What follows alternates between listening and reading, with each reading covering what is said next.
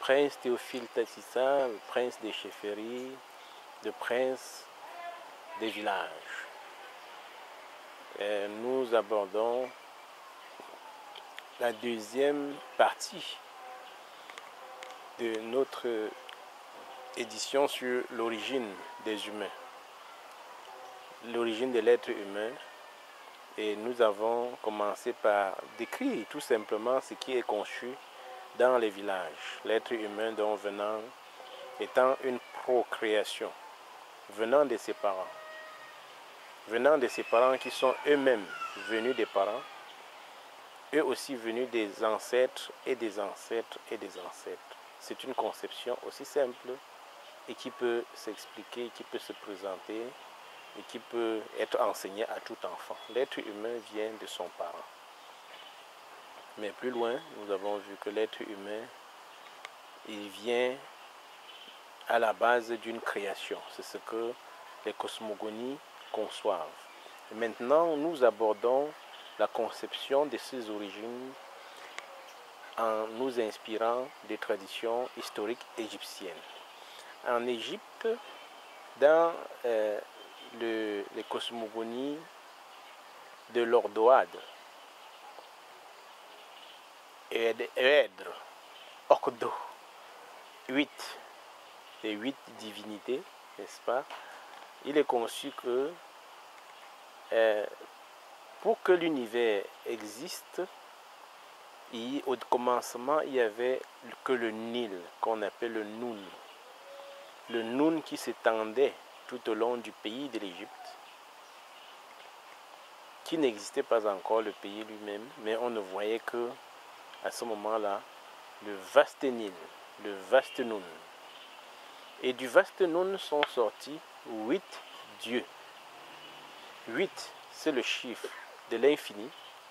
8, c'est le chiffre, c'est le nombre de ces dieux qui sont sortis. Et ces 8 dieux, une fois sortis, ont commencé par créer un dieu qu'on appelle le dieu le dieu du souffle. Le dieu, ce n'est pas dans une langue, c'est exactement le souffle de la voix, le souffle de la vie. C'est le dieu de la vie. D'autres parleront donc du dieu Atum, qui est à la base de l'atome qui forme la matière. Atum, qui est reconnu dans le mot de l'atomistique, dans les sciences qu'on étudie, les sciences de l'atome, de la molécule, les sciences des tissus, des appareils, des organismes. Donc, le premier acte de création fut la fusion des dieux pour créer le dieu Ra. Certains écrivent Ra, ou prononcent Ré, ou assimilent encore Ta-Ré, Père-Ré. Pourquoi pas Maré? Le dieu Ra, ou la dieu Ra, parce qu'il s'agit des entités, des êtres asexués. Le dieu Ra va donc générer celui qu'on va appeler le créateur. Le dieu Ra, qui est la fusion des 8 dieux sortis du Noun, va créer le dieu Jitro, le prince de la tête, qu'on appelle Jyoti, est très connu vulgairement comme étant le dieu Thoth, le dieu des sciences, le dieu de l'être, le dieu de la médecine, le dieu de la santé. Jyoti, et certains assimilent Jyoti ou Thoth à Hermès Trismégis ou Hermès tout court dans d'autres cultures. Et c'est Jyoti qui, par la parole, va créer l'univers. Avec la terre, le ciel, l'air, l'eau. Et ayant créé l'univers, il va organiser l'univers dans le temps et il va créer les premiers princes de la terre, qui sont comme les premiers vivants là, qui sont mais des divinités. Il y en aura 5 divinités, 5 premiers êtres qui vont vivre sur la terre, et ce sont ces 5 divinités qui alimentent de nos jours les légendes des religions. La première des divinités créées par Jyoti se nomme Osiris ou Osar, Osare. Certains vont jusqu'à dire c'est de lui qu'on parle quand on dit Osana.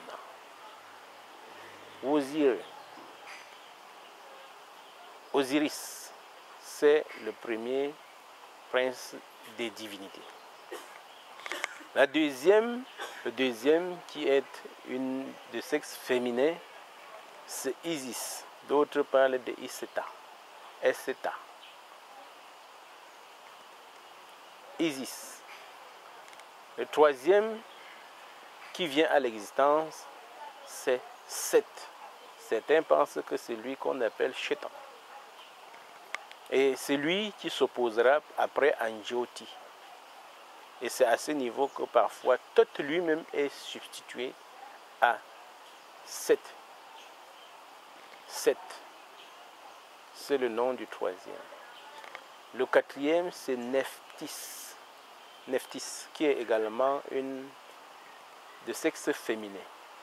Et après les 4, il y aura un cinquième, mais qui vient au monde déjà par l'acte de procréation de Osar et de Isita, de Osiris et de Isis.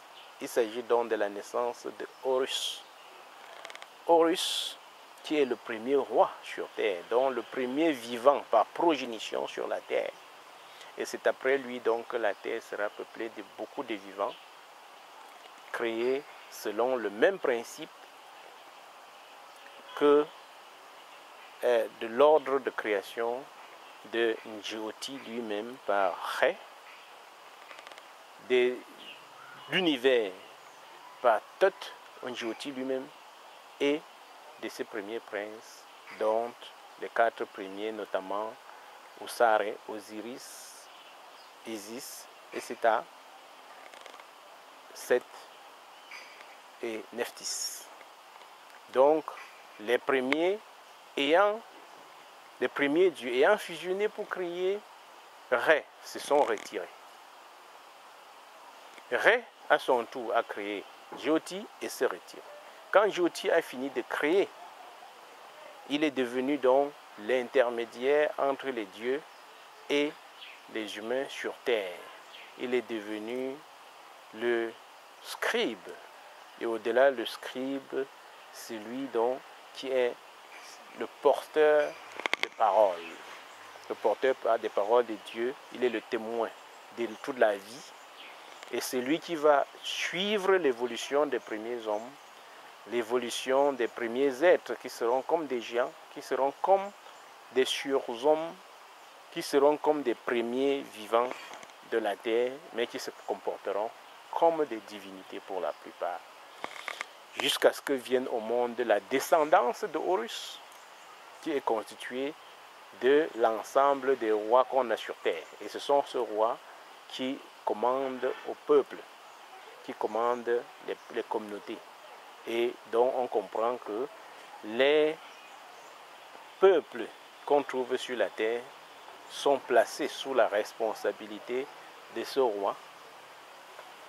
Le premier d'entre eux étant Horus, qui est le fils des premiers princes et des premières divinités que sont Osiris et Isis, avec leurs frères Seth et Nephthys, eux-mêmes descendants créés par Thoth lui-même, fait par Ré, et Ré, lui, créé par les dieux de l'Ordroide, qui sont les 8 dieux sortis du Nun. Donc, au commencement de tout était le Nun.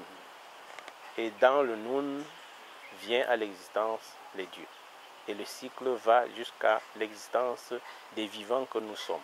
Et à partir de ce moment, on peut retourner dans la première partie pour voir comment on se considère comme humain venant chacun de sa mère, de ses ancêtres, etc.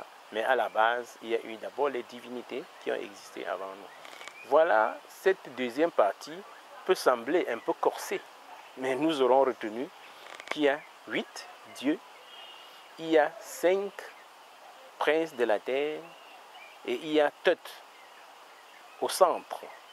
Et avec ces 3 chiffres, nous allons aborder les questions de temps, de saison. Et ce sera dans la prochaine édition. Et en attendant, si vous aimez ça, ce qui a été dit, vous partagez. Vous montrez que vous avez aimé en appuyant sur le bouton. Et j'espère que vous êtes déjà abonné à l'espace pour être notifié des différentes vidéos. Je vous reviens pour d'autres savoirs africains, savoirs traditionnels dans la prochaine édition.